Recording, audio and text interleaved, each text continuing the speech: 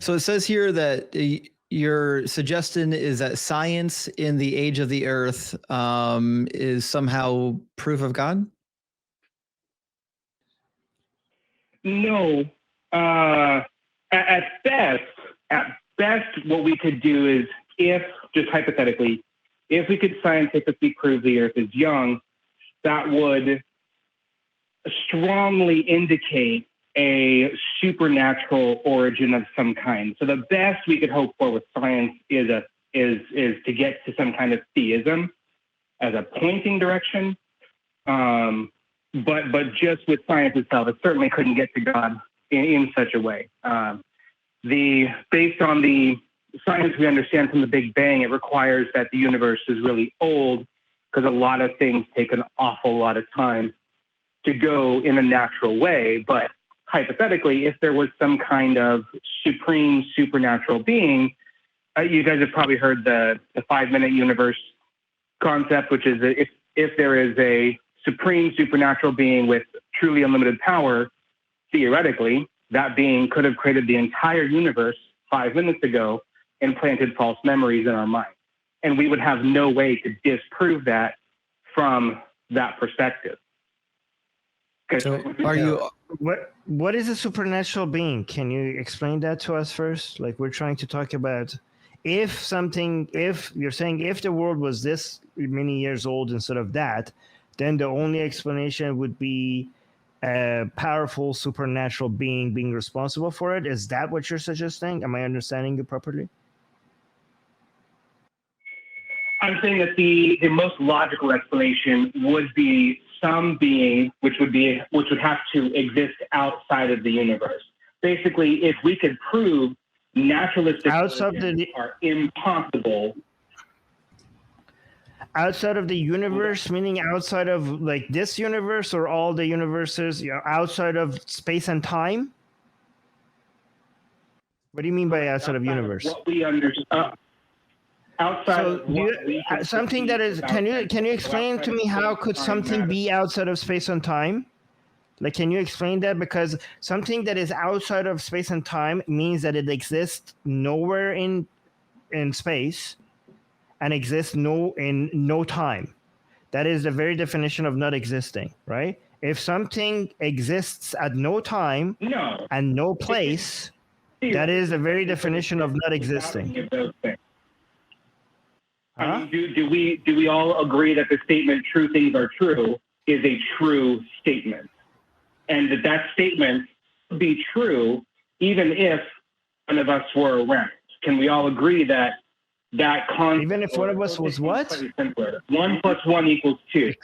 Can we all agree that 1 + 1 = 2? That would be true even a million years ago or whatever, before there were any humans capable of arithmetic. Can we agree that the statement or the concept of 1 + 1 = 2 would have still been true without? Can you answer my question first before, like, you're basically claiming stating the obvious? Okay, you're talking about the existence of something outside of space and time, and I don't even understand what that means. Okay, my understanding of something existing is for it to actually exist within space and time. When somebody talks to me about supernatural, I have to first understand what the hell they're talking about, right? And every time they explain what they mean by supernatural, it either goes in the direction of it's being natural things that we haven't discovered, or they're describing something that is the very definition of not existing altogether, right? So I'm trying to figure out which one of these two supernaturals you're talking about. And it seems it's the second one. You're saying something that doesn't exist in any time and doesn't exist in any space. That is the very definition of not existing. If you mean something else, can you explain to me what do you mean by supernatural? Any time or any space that we can understand in a direct sense. Okay, so it exists in a different. So you're saying okay. So it exists in a different space and time. That's what you're saying. So not this space-time. The universe that we live in is a space-time, okay? So not this space-time, you're saying in a different space-time. If what you're talking about does exist in a different space-time, that would make it natural. It doesn't make it supernatural, it makes it natural. This is why the very idea of supernatural doesn't make any sense. It either exists within the space and time, or it doesn't exist altogether. Perceive in and of our own senses, outside of anything we could possibly perceive in and of our own senses. So outside of what we think of That doesn't make it supernatural. As long as it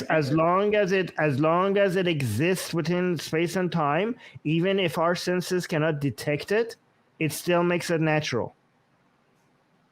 It just makes part of nature that we do not have access to. That something cannot exist outside of our concept of space and time. Why would you make that? Have we ever observed anything to exist outside of space-time? That doesn't even make sense. Not to my knowledge. That's right.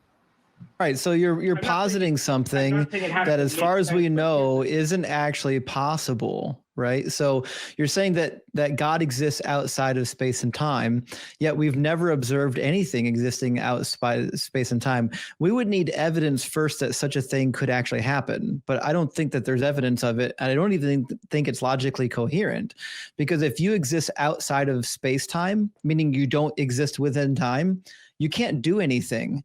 Time is a thing that segregates any two moments, right? So you can't do anything. You can't think, you can't speak, you can't create anything, because you need time to already exist for any creative action to take place, for any verb to work. You need time to already exist. So there's no such thing as outside of time, unless you think that everything outside of time never actually happened, or it's always been happening all at once. Well, so that's based on your own senses, and that's a normal thing. My perspective is simply, just because we haven't observed it, that doesn't mean it's impossible. So I'm not going to rule out the possibility. And so instead, I'm going to look at the evidence that we have that I can see, and see what's the best explanation if I make the fewest assumptions. You know, that's Occam's razor, right? So if I make the fewest assumptions possible about what is or isn't possible, and I look at the evidence that I have in the universe that we can see, what's the best explanation? And the best explanation I can find based on the scientific evidence I can observe is that there must be a being which exists outside of what we perceive as right. We're asking for the evidence of that, right? And just saying that it exists doesn't make it exist. What's the evidence that is the case? Have you heard of the Borg-Belanger theorem? I didn't even hear the words that came out of your mouth. Can you say it again? Sorry, it's the Borg-Belanger theorem, or the BGV theorem. Nope. It's talked about. Oh, go ahead. Sorry. I said no. We haven't heard of it.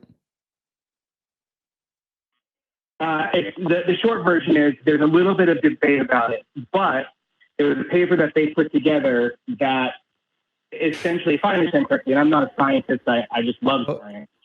Who is they? But if I understand it correctly, the three guys who wrote the paper. Who are they? If I understand what they're scientists. I believe they're all physicists. I'm not sure. I don't recall. But you can look up the paper. I highly recommend. Do you believe? Or at least look up. Do you believe what scientists teach? Sometimes.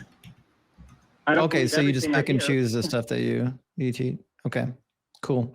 So like, if you're just going to quote mine, what I'm saying is that if you're going to quote mine scientists that support your opinion, you know we're going to quote mine scientists that support ours. So I'm not sure this is the argument you think it's going to be. Well, I'm not looking for an argument. I'm really hoping to share information. I don't want to have an argument. I've spent way too much time having stupid arguments that didn't benefit me or anyone else. I like to have discussions and share information. And even if at the end of this, I'm not suggesting that it's an argument. I'm saying an argument is a form of dialogue. I'm not saying that you and I are arguing. I'm just saying like an argument is when you provide a claim and then provide rationale for the claim. I'm not suggesting that you and I should be fighting in this conversation. Okay, I get what you're saying. I agree with that. An argument in the general term of making an argument to support a claim. I'm with you now. Right. Sorry. Right. The misunderstanding. So if you guys haven't even heard of the BGV theorem, or don't know anything about it, before you write it off, I'd recommend you look it up, because to my understanding, those three guys are all ranging from agnostic to atheist. None of them are theists. But what the paper essentially proves, and again, there's a little bit of debate about it, but the vast majority of physicists who have read the paper, again, to my understanding, please look it up for yourselves, don't just take my word for it. The paper seems to prove that this is just a theorem that said. Wait. The short version is that this is just a theorem that states that any universe that has been expanding must have had a beginning. It cannot be eternal in the past. It applies to classical space-time, but doesn't account for quantum gravity. Okay. So yeah, what does this got to do with any of the things that you were talking about? Well, Hubble also proves that our universe has been expanding. So if we take those two facts, that our universe has been expanding, and any universe which on average is expanding has to have had some kind of beginning, then our universe logically must have had some kind of beginning. Now, it does say that it doesn't take into account quantum gravity. However, we still don't have any kind of functional work quantum gravity. Yeah, you froze on us there, Armin. A little bit there. Oh, Can you guys hear me? But this you sound like this theorem is not like, there's no disagreements over it. Like we have multiple theories. Some people agree with it. Some people the universe, there are options here. Like this is not like a revelation I'm only from getting God. every other syllable or so from you guys. Okay. Yeah, it could be, but so I mean, there's a couple problems with what you're referring to. So essentially what you're saying is because the universe is expanding that it must have had a beginning, but that's not actually what science teaches. Like if I threw a rock into a pond and you saw ripples, well, the ripples are always going to expand. That's what ripples do. But that doesn't mean that before the rock was thrown into the water, that neither the rock nor the water existed, right? So the universe is indeed expanding, but the fact that it started in a much smaller state and was in some form that we don't know about prior to that doesn't mean that it simply didn't exist prior to that. That makes sense? Well, what the theorem indicates is that the components of our universe, which is space-time, matter, and energy, those three components had to come into existence, or rather that they could not have pre-existed whatever that origin point was. So it's not and why can't they? In a smaller form. You'd have to ask those guys. That part is beyond my my understanding of science. Okay. Because there are other sorry, go ahead. There are so many disagreements. No, I was just going to say basically the same thing. This is what I was saying when I was being my voice was roboty. I was just saying like this is not like a revelation from God that everyone in the scientific community completely agrees on. There's a lot of challenges to this. Other people believe in other theories. Some people think that maybe there are other theories that the universe is expanding and then coming back together again and then expanding again. There are some theories that the beginning of a universe was like, I don't know, the Big Bang from another universe that ended up starting this universe. Like we have the multiverse theory.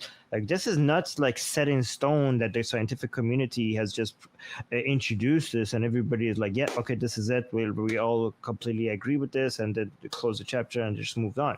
This is just one of the theories out there. Right, but it's also true, and Armin kind of. But it is it's a very strong theory that's very well supported. And while there is some debate and some argument about it, there's also a lot of good scientists who have examined the paper and who have not found significant issue with it. And so it's wrong. Like so what I'm reading right now, and this was easy to find, it says the BGV theorem applies to classical space-time, but some physicists argue that quantum effects could allow for a past eternal universe. And then we also have alternative cosmological models. And this was like really easy to find. Some propose cyclic universes, emergent space-time, or bouncing models, which may avoid a strict beginning. And also there's a new proof of a singular origin. The theorem states that in inflationary universes must have a beginning, but it does not prove the Big Bang singularity or a specific creation event. So yeah, all of this is disputed. This is not like, I think a lot of religious people think like scientists treat their scientific papers like the end all and be all revelation that everybody just agree. Like the way they treat science is like how religious people treat their revelation. This is a completely different the methodology here is like everyone is working on everyone else's work, and no word is final. I think a lot of scientists treat scientific works the same way a lot of religious people treat religious works, which is that sometimes completely the opposite. You have no idea. Then you have no idea how this world works. In fact, the whole point of scientific research is to prove other research wrong. The way that the scientific communities grow is by challenging what came before it. So religious people treat their text as something that cannot be corrected, but every scientist, what they're actually trying to do is to correct the text that came before them. It's a completely opposite attitude that the scientific community has. In fact, scientists are rewarded mostly by trying to prove, by being successful at proving other scientists wrong. I understand why you believe that, but when I read scientific, I believe that because I know, because that's the case. This is how science works. Model. This is how science. That's the scientific model. This is why religion stays behind and science constantly grows, because they're not satisfied with the results that they got before. This is why religion is still stuck back in the 2,000 years ago or 1,400 years ago or 5,000 years ago. Pick your religion, but science keeps evolving every single day. It seems like every second now. Can I recommend a name for you guys and the viewers to look up on YouTube? Scientists, actually, a couple of them. Only if you, is that all right? Only if you read our recommendations. I will. I can commit to doing my best. I can't commit to actually necessarily following through as you like. Okay. Well, we're going to give you the same level of commitment that you give us. That's good. That's a great answer. Totally fair. That's totally fair. I want to throw a name out for Inquisitive Minds, and I think it'd be great if you guys throw names out for Inquisitive Minds as well. And the amount of inquisition my mind has, varies from day to day, like it does for all of us. Sometimes we have days, I'm just tired. I just want to play some games and go to bed. I don't want to go and listen to a 2-hour lecture. So I will commit to not writing off whatever you guys say. But so the two names that I would like to recommend people look up just to find information. One of them is Spike Psarris, Psarris. It's his last name. He's a physicist or astronomer. I think he has a bachelor's in astronomy. He used to work with the military space program as an independent contractor. He's got a great bachelor's. Story. Another one is Rick wait. Oliver. You want me to read a? That's what I want. I want to read a guy with a PhD. I don't care if you got an undergraduate degree.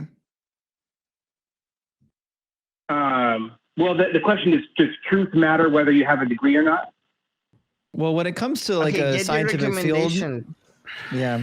When it comes to the scientific field, we want to hear from actual experts. Like anyone can get a bachelor's degree. Any Joe Schmo off the street can go to a university and get a bachelor's degree in something. It's not very hard. All you need is enough money or loans to get through the process. You don't even have to graduate with a good GPA. But to finish your actual PhD, you have to be a dedicated scholar and be an expert in the field. I want to read cosmology from actual experts in the field. Okay, how about Jason Lyle and Russell Humphreys? They both have PhDs in physics. I think Jason Lyle is astrophysics specifically, and Russ Humphreys is, I believe, is general physics. Or I don't think this is getting, I think even if these are valuable, this is not going to get us anywhere closer to a supernatural, powerful being. Not even close. God. Not even close. So I don't know if this is like, what's the point of all of this? We'll end with this rebuttal. Go read anything written by Sean Carroll or William Kinney. Those would be good resources for something closer to our opinion on the universe. But listen, Ruben, I appreciate you coming up and talking with us. You waited in the queue for quite a while, so your patience is commended. And Well, come back anytime. I'm gonna tell Ruben to go read my book too. Why There Is No God. It's actually a quick read. You can see it's very small. You know, you could go, and it's a bestseller on Amazon as well. So you could go check that out. Okay, so Love it. this will actually get you to the answer more directly because it's actually about God. Sean Carroll, is that just SeanCarol? Yeah, Sean Carroll. I know. And what was They get stuck in a loop. Was it, did you say William McKinney or? It's William Kinney, Kinney. He's a professor at Buffalo University. Okay, I'll look them up. I've listened to guys like Richard Dawkins and Christopher Hitchens. I know Hitchens is a scientist, but I've listened to both of them quite a bit. I've listened to debates between those. Well, actually, I haven't listened to any Richard Dawkins debates, but I've listened to a bunch of Christopher Hitchens debates. And I find it very interesting. Christopher Hitchens is an incredible speaker. Oh my gosh, it's hard to beat him just when it comes to speaking. He just sounds great, and he's really well spoken. Can we get to the next caller? Sure. Yeah, I just disagree with him on a lot of things, obviously. So. All right. Well, Ruben, thanks for coming up. We got to move forward. Thank you for coming through.